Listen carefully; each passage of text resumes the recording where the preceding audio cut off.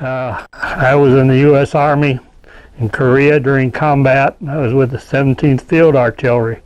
One of the most hair-raising experiences I had was in about 2 o'clock in the morning. Our captain says we need somebody to take gasoline over to Charlie Battery, which was supporting the Marine Division on the west coast of the peninsula of Korea. They were afraid there was going to have to march order, and they were running low on fuel.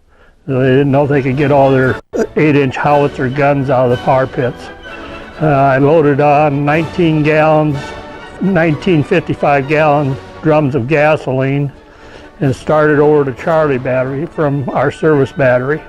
On the way over, I was bulldozed out of a mountainside, and of course I was running blackout, and the light you had was only about 2 inches wide and maybe a 1/4 inch high, so it was practically nil.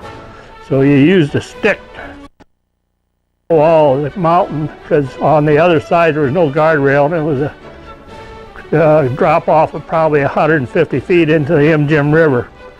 Well, everything I thought was going fairly smooth until a flare was shot in the air, and of course it drops by parachute, and it lighted up the whole canyon.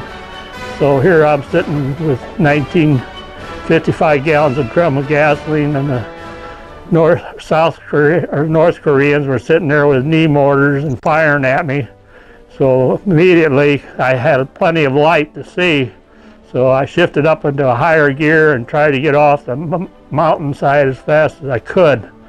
And when I got down off the mountain, we had to cross a rice paddy. I had to cross a rice paddy where they used Air Force landing mats to make it so you could get a vehicle across without getting stuck up into the hubs. Well, about 3/4 of the way across, I hit an area that had a direct hit into the landing mats, and I got stuck.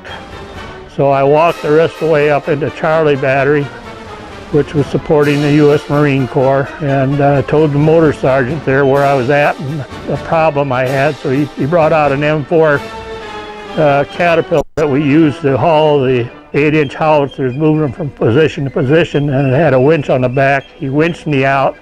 I got into Charlie Battery with the gasoline. They had incoming rounds, and I was very glad to empty my truck and get back down the road to service battery, and I think I'll remember that for the rest of my life.